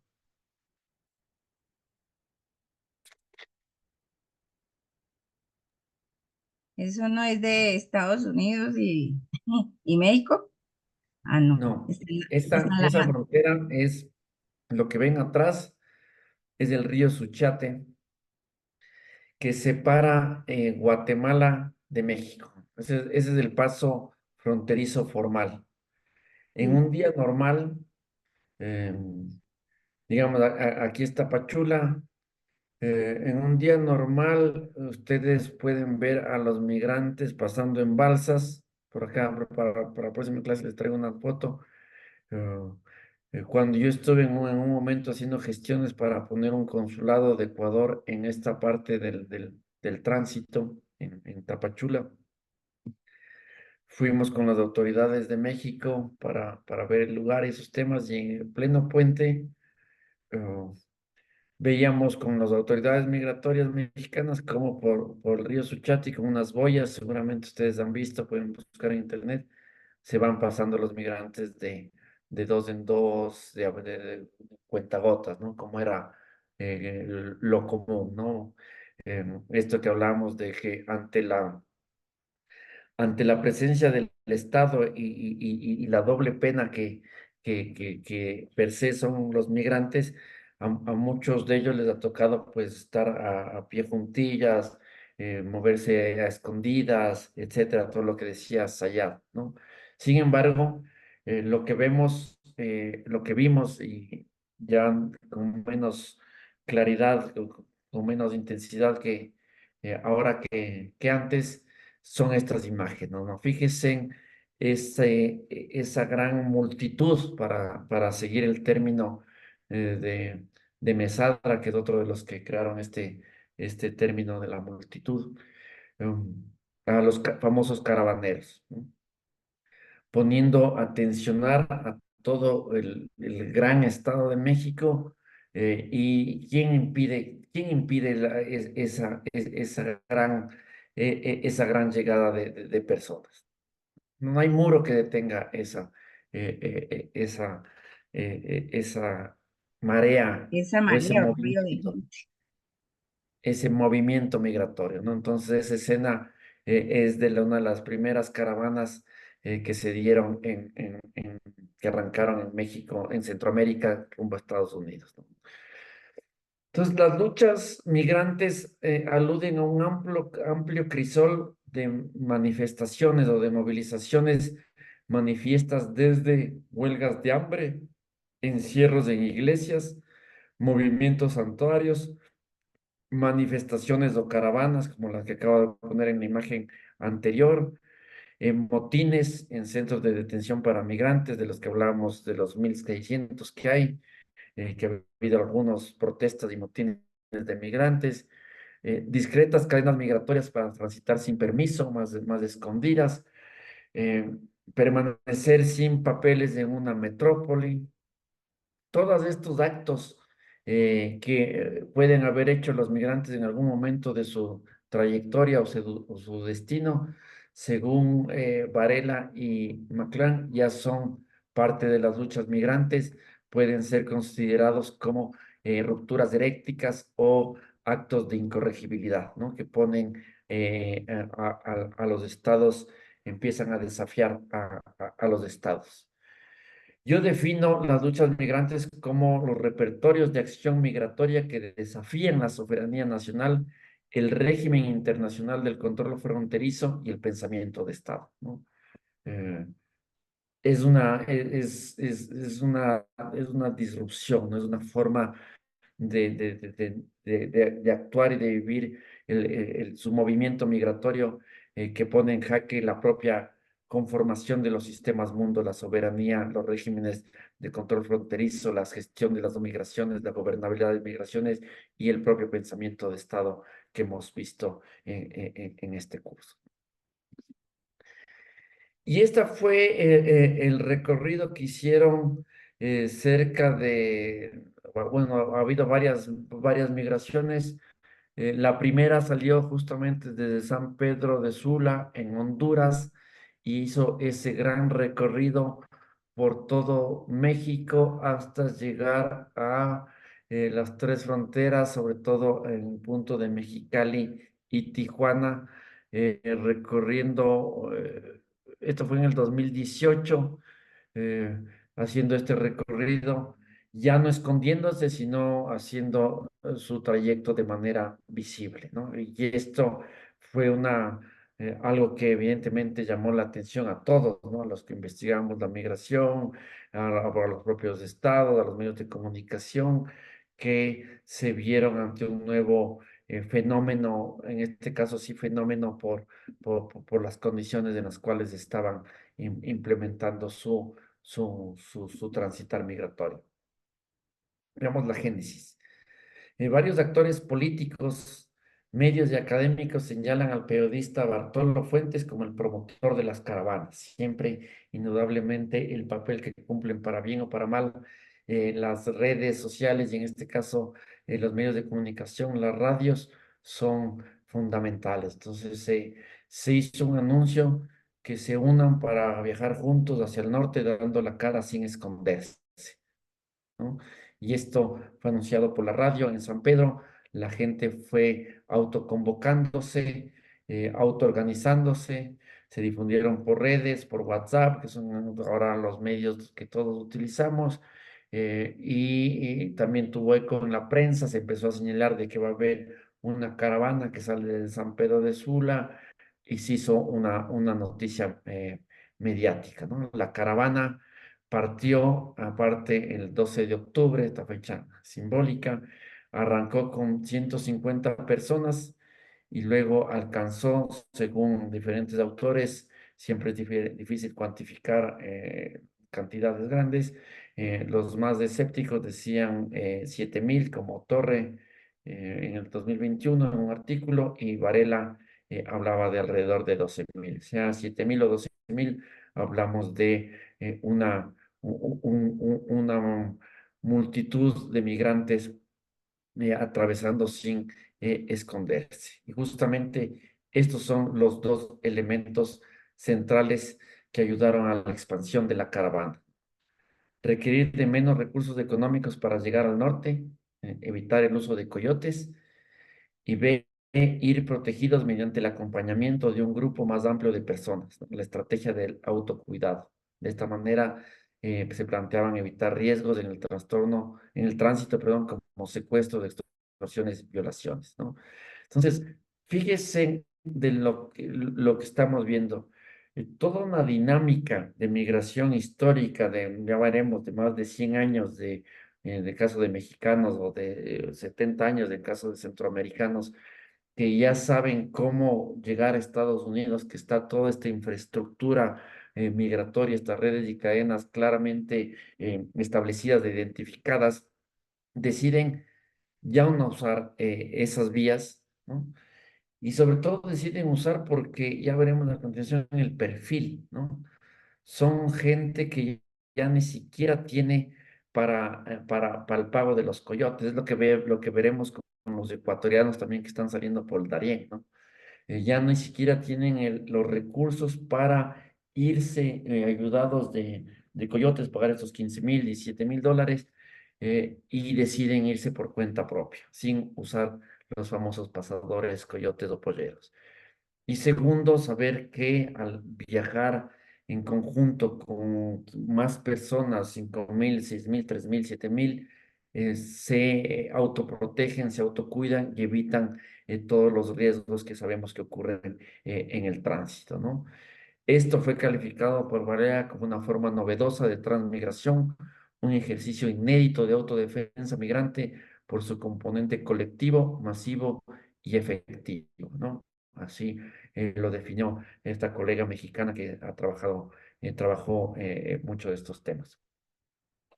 ¿Cómo se calificó a estas caravanas, a los caravaneros?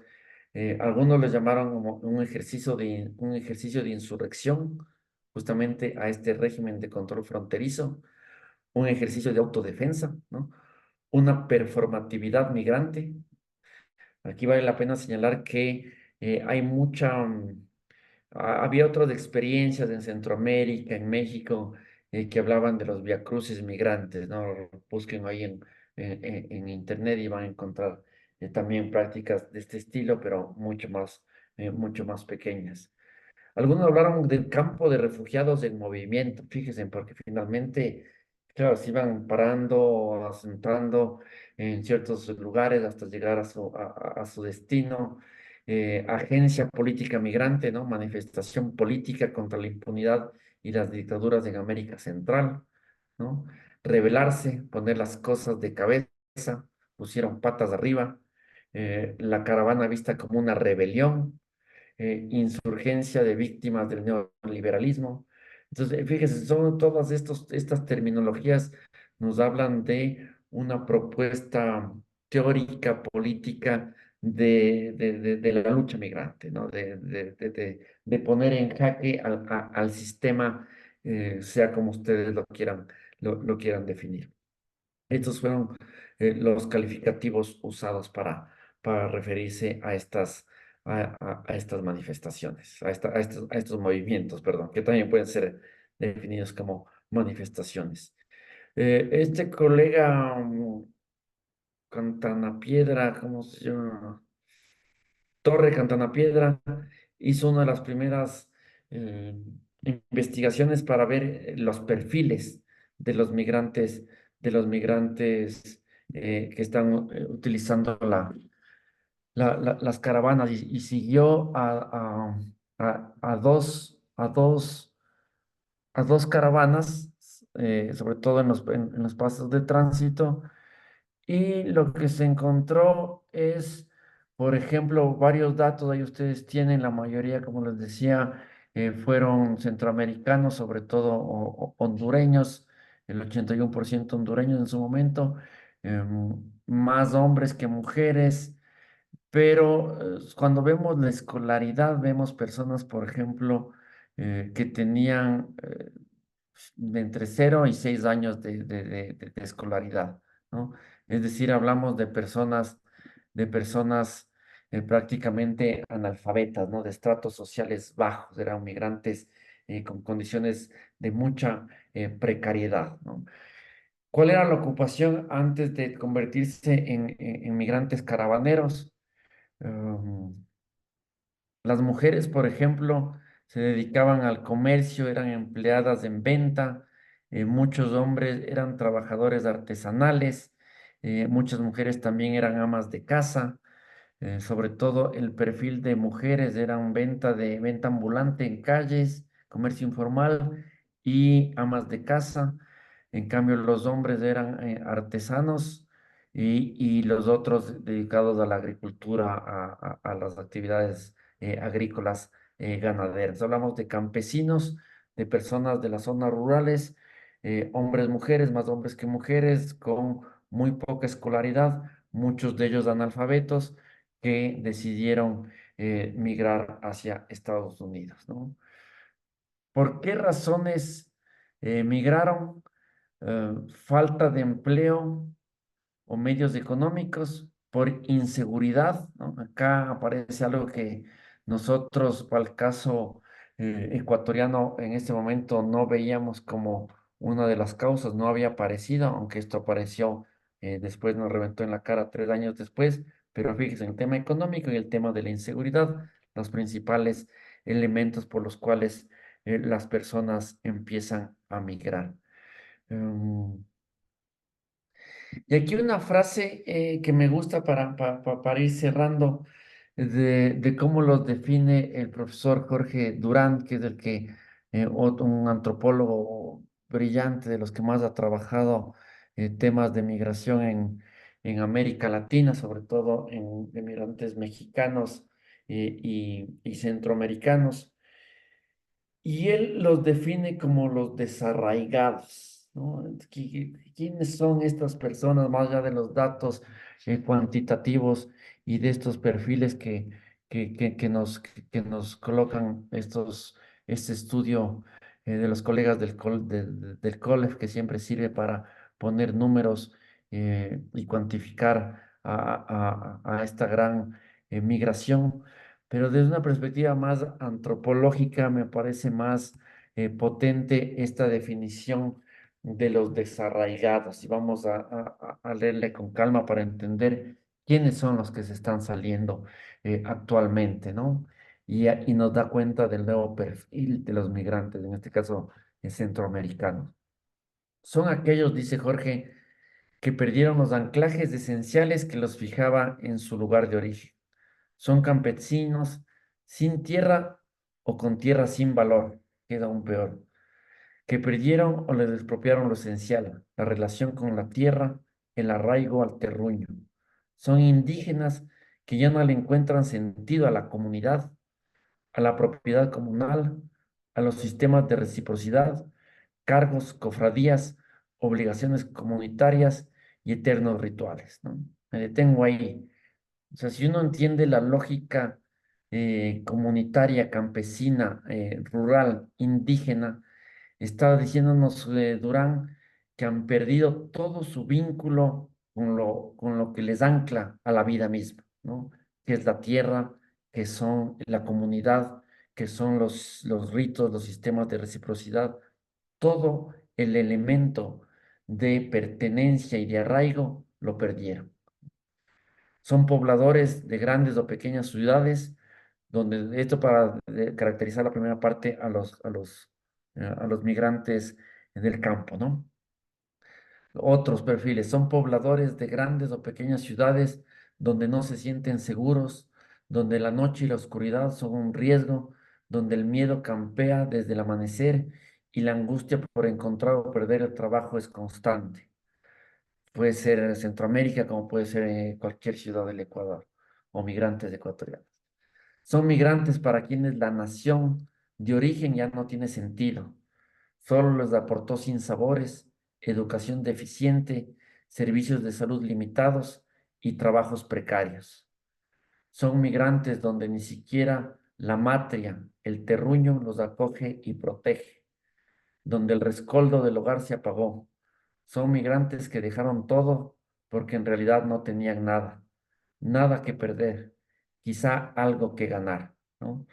Es lapidaria esta frase con la que termina este texto que también les recomiendo, que hay varias versiones sobre los desarraigados, que le llama Jorge Durán a toda esta migración centroamericana, ¿no? Y esto eh, digamos, habla de ellos, pero digo, nos sirve este concepto para entender también cómo está pasando con migrantes haitianos, con venezolanos, con ecuatorianos, principalmente, por señalar los más cercanos a nosotros, o en este caso los centroamericanos, hondureños, salvadoreños, mexicanos, que nos habla de la pérdida de la esencia de la vida, ¿no? De lo que te arraiga a un lugar, lo que te ancla a un sitio, perder el sentido de comunidad, perder para los campesinos la tierra, perder los ritos, para la gente que está en las urbes, no tener trabajo, pero tener miedo a salir a la calle,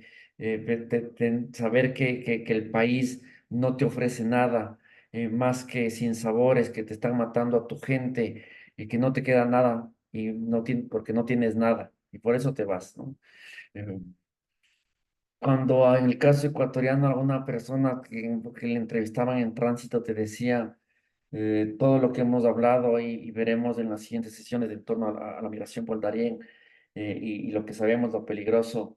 Un reportaje que hizo una colega me parece que es del diario del País, recogía la frase, palabras más, palabras menos.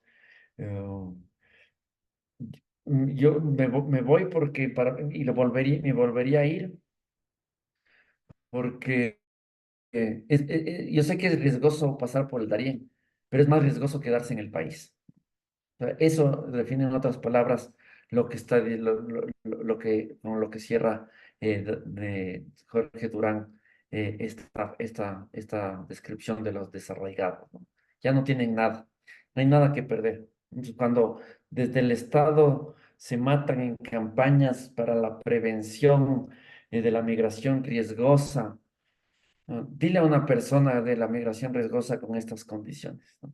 Entonces, nuevamente, desde la visión, desde arriba, desde el Estado, eh, no se capta estos temas que viven los migrantes, la gente de a pie de abajo, y que obliga a muchas personas a salir. Eh, las caravanas, para cerrar, produjo dos elementos, ¿no? Por un lado, muestras de hospitalidad radical, así como hablábamos dentro de los enfoques de seguridad y control o neoseguritismo racializado, que se practican políticas de hostilidad, se hace a los migrantes todo lo que sea posible son hostiles hacia los otros, hacia ellos. En este caso, produjo una hospitalidad radical por parte de una buena parte de la ciudadanía. Se activaron los diferentes actores sociales para armar campamentos, para dar comida. Hay el famoso grupo, ¿cómo se llaman? Hay un grupo de mujeres que entregan comida a migrantes en tránsito, que ya lo han hecho hace tiempo atrás. También se volvieron más visibles en este caso de las caravanas. Se activaron también muchos municipios locales, incluso en las grandes ciudades, cuando llegaron a la Ciudad de México, campamentos, gente que daba ropa, en fin, mucha gente empezó a acompañar también desde medios de comunicación alternativos, otros actores, para acompañar a los migrantes e incluso cuidar la propia caravana. Pero también produjo muestras de racismo, de rechazo, de xenofobia, más de lo mismo que hemos visto de estos enfoques que no terminan de desaparecer y que, por el contrario, como sabemos, están aún muy presentes, de estos enfoques de seguridad que producen estigmatización, racismo y xenofobia. ¿Vale? ¿Alguien quiere decir algo? Las patronas, sí, correcto. También hay un documental sobre ellas. Mm, Les voy a pasar, alguien ponga cualquier mensaje en el chat. Les voy a pasar para cerrar, que vean un pequeño reportaje documental sobre las caravanas, ¿no? Se llama Caminando para el Norte, el trayecto de la caravana migrante. No es muy largo, dura como 20 minutos, me parece, para que lo vean y cerramos esta sesión. Pero antes, les escucho, ¿tienen algo que decir, comentar, antes de dejarles para que vean cada uno el documental?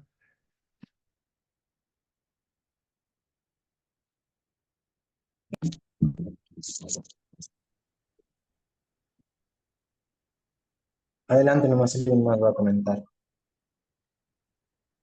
Digan, les escucho. Yo quería comentar, si nadie más va a comentar, tengo un poquito la palabra. Dale, Yo dale. conecto, por ejemplo, Nadie mucho más, esto. ya. Creo que es un micrófono abierto. Yo conecto mucho esto justamente con la frase anterior que menciona, que es las víctimas del neoliberalismo, ¿no es cierto? Ujú. Entonces, en este acto también de ser desarraigado, eh, de justamente quizás del Estado que se supone debía ser el protector y el que proporciona los derechos, también hay una acción de ir a un Estado, ¿no es cierto?, en el cual se ha evidenciado un desarrollo a costa de estos estados empobrecidos, ¿no es cierto? Entonces, eso también Ujú. como una acción de política, totalmente política, me parece también súper importante ver la migración como un acto político de reclamo de, bueno, ahora voy a la sociedad de desarrollo porque es la opción que me queda, ¿no es cierto? Siendo de alguna manera consciente y consecuente que ese desarrollo ha sido costa del estado carente del cual vengo y del cual me he desarraigado. Eso nada más. Sí, tal cual. O sea, la migración per se también hay que verla como un acto, más aún si es que se hace en estas condiciones como la que estamos analizando de las caravanas, que termina siendo un movimiento social. Uno puede hablar de movimientos sociales, en nuestro caso, lo que tenemos más en la retina, en la cabeza, es al movimiento indígena, haciendo estas grandes movilizaciones que llegan a la ciudad, sobre todo a Quito, que es la capital política de la nación, y metáforas también del movimiento migrante, un movimiento transnacional que circula por varios países, al menos dos, tres, de Centro y Norteamérica, para llegar, como tú dices, al corazón del imperio, saliendo de estados empobrecidos, ¿no? Esa descripción que hace Jorge Durán, también él en parte de ese mismo documento dice, señala lo que vos señalas, ¿no? Las causas de la migración están vinculadas justamente a estas políticas neoliberales que lo único que han llevado es pobreza y extrema pobreza, sobre todo al campo. Aquí les recomiendo los textos del profesor Raúl Delgado Wise, que es también otro investigador mexicano de Zacatecas, él hace más todo el tema de migración y desarrollo, pero te da justamente toda esta información de cómo los que están saliendo son también estos desarraigados, utilizando otro término, o personas absolutamente empobrecidas de los campos, sobre todo mexicanos, que es lo que él investiga, ¿no? Entonces, va de la mano de lo que tú dices, pero evidentemente hay que entender en todo esto un acto político, hay que entender también cómo esta forma de migrar en colectivo, en multitud, desafía también, desafía incluso los propios marcos teóricos más atrevidos. Por eso, incluso el propio Sayat se queda corto, porque Sayat escribía en los textos que leíamos la clase pasada, el siglo pasado, la década de los 70, me parece que son ese texto. Y él dice, lo único que les queda es esto, ir despacito, caminar, silbar bajito, eh, andar a pie juntillas, esconderse, como parte de las estrategias, ¿no? En cambio, acá dicen, no, vimos que pasaron un tiempo y todo lo contrario, salen y se hacen visibles, ¿no? También en el caso europeo, francés, por ejemplo, todo el tema de las mal llamadas segundas generaciones, cuando Francia reivindicaba, cuando quedó campeón del Mundial en el 98, y decía, esto es efecto de nuestra política de integración hacia con las minorías étnicas, los migrantes. eh, Quedaron campeones en junio y en 3 meses después les reventaba en la jeta, en pleno Campo de Elíseos, todos los hijos de migrantes que viven en los suburbios, quemando todos los autos, diciendo, aquí en este país hay ciudadanos de primera, de segunda y de tercera, ¿no? Y los de tercera son justamente los migrantes y los hijos de migrantes que viven excluidos. Eso también es visto como un comportamiento herético, siguiendo a Sayad, como un acto, como una lucha migrante para poner en jaque a estos, a los estados. Entonces, todos estos son actos que hay que verlos como la migración, como actos políticos de reivindicación nuevamente a los migrantes como sujetos con derechos, ¿no?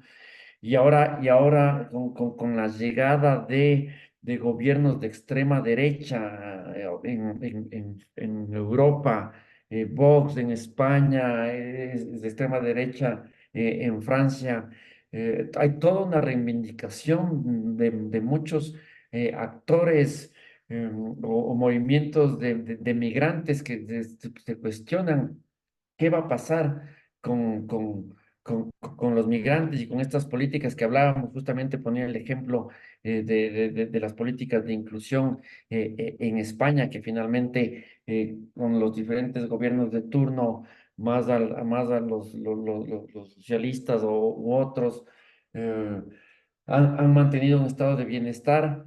Pues ahora la presencia de estos grupos de extrema derecha se cuestiona todo esto y se cuestiona, por supuesto, la presencia de los migrantes. Ya vimos en Italia, en Polonia, en varios países cómo la llegada de estos gobiernos lo que ha hecho es reproducir y fortalecer estos enfoques de seguridad y neoseguritismo de los que estamos hablando. También actos heréticos pueden ser no solo estos movimientos como los que vemos de los caravaneros o lo que les comento de lo que hicieron, de lo que pasó en París hace algunos años atrás, sino los propios símbolos. Yo antes de trabajar estos temas de migración trabajaba mucho fútbol, identidad y Estado.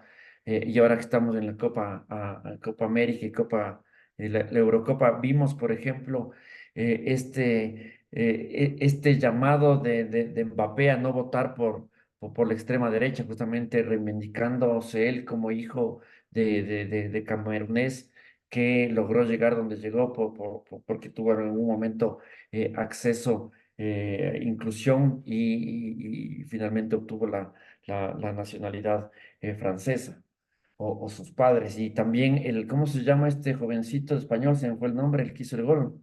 ¿Quién es futbolero acá? Eh, bueno, la nueva revelación, 16 años, hizo el gol en la semifinal ahora, y uno de sus festejos fue haciendo el símbolo 304, que es el código postal de su barrio, también hijo de migrante, y ese barrio justamente fue criticado por el Vox porque es el barrio donde hay más multiculturalismo por la presencia de migrantes de primera, segunda generación, ¿no? Entonces, hacer esos gestos representando a la selección nacional que se convierte en un símbolo de identidad para todos, españoles, ecuatorianos, argentinos, franceses, es nuevamente desafiar a una buena parte del Estado, ¿no? Y lo mismo de Alondra, haber hecho esos son actos heréticos que desafían al poder, cada uno a su manera, a su forma, son actos que tratan de reivindicar derechos a los de abajo, a los migrantes. Vale, los dejo ahí, vean los minutos que queda de la clase, vean ese documental que les va a dar más información. No sé si tienen algo más. Eh, la Mineya mal. Escribe por interno, mándame un correo electrónico y hablamos si necesitas algo en particular. Mañana, ¿a qué horas arranca la clase? A las 8. Ok. Listo, entonces nos vemos mañana. Nos vemos mañana. Bien que cerramos esto porque nos alejamos ya de los enfoques. Espero que yo sé que ha sido bien denso ver todo esto, pero nos ha tomado todas las sesiones. Creo que sí lo trabajamos a profundidad. Y ahora, mañana quiero meterme ya una cosa son los enfoques, ¿no? Ya tener claridad de qué enfoques de lo que uno cree que es pertinente para, para la intervención social, que es el objetivo central de darles insumos a ustedes en esta maestría. Y esto era importante, toda la parte teórica, los enfoques, y cada uno sabrá por dónde casarse. Espero que no por los enfoques de seguridad y control, pero bueno, cada quien es libre en la academia. Y nos metemos a la segunda parte, que es eh, antes de tomar cualquier posición o tomando cualquier posición, es necesario para la implementación de política pública el diagnóstico, ¿no? O sea, ¿cómo voy a intervenir ante la población migrante si no sé de qué problema estoy hablando, ¿no? Entonces, ¿de qué voy a hablar? De migración, políticas de intervención social para migrantes en tránsito, para refugiados. Por eso era importante también todos los conceptos al inicio, ¿no? Para diferenciar cada una de las categorías y sobre todo el tema de entender los flujos. Entonces vamos a meter a la caracterización más cuantitativa, nos vamos a meter a entender los patrones de la migración, viendo desde las escalas regionales lo que pasa en América, hasta tratar de cerrar casos puntuales de migrantes venezolanos, caracterizar a los migrantes venezolanos en una ciudad como Quito, ¿no? Que es lo que más he trabajado, son los datos que tengo más acceso. Entonces, cerremos acá porque mañana ya nos metemos en algo que no es tan denso como lo que hemos hablado en estas sesiones, sino más en el tema cuantitativo, ¿vale? ¿Alguien tiene alguna pregunta o está todo claro? Bueno, qué bueno que les gustó la clase. Me alegra mucho porque tampoco es fácil hablar tanto tiempo. Listo, descansen. ¿Perdón? ¿Iban a decir algo? Sí, que imagino uno hablar tanto, tanto, tanto, siempre se cansa. Pero está bien, ¿no? Sí, Está bien, maneja bien el tema. por eso les pido que interactuemos más, ¿no? Y pues yo sé que es cansado esto. Espero que la próxima semana, viéndonos los que estemos ahí, sea más dinámico. Siempre la virtualidad es complejo, pero bueno. Sí, Yo me voy a tomar una cañita, así es que para descansar un poco y nos vemos mañana. ¿Les parece? listo, profe, gracias. Listo, un abrazo, muchacho. Bueno, hasta luego, gracias. Buenas noches. Profe, una cuestión. Dime.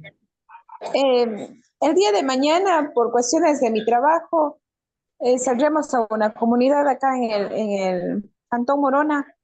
Entonces, no podré estar presente de manera virtual a la clase. Me parece que estaba planificado unas presentaciones o es para el próximo sábado. Ahí estaba un poquito confundida. No. Todas las presentaciones son para la última clase del próximo sábado. Y si es que Oh, no te ya, puedes ya. conectar, igual Listo. queda, por suerte queda grabado la clase. Están las presentaciones. Yo después le transformo todo en un PDF para que puedan también seguir. Eh, No te preocupes y ojalá sí puedas conectarte para que no te pierdas, porque siempre es bueno tratar no es lo mismo revisar un PowerPoint que analizarlo entre todos aquí en la clase, ¿vale? Pero entiendo Sí, que, profe, eso ya el día de mañana nomás por cuestiones. eh, en la mañanita sí he de poder estar presente, pero a partir de las 9, 10 de la mañana yo creo que ya salimos ya a la comunidad. bueno, trata de salir a las 10. Listo, chicos, nos vemos mañana, descansen, coman, hagan lo que Gracias, quieran. profe. Un abrazo, un beso. Gracias, profe. Buenas Gracias. noches. Mañana. Chao.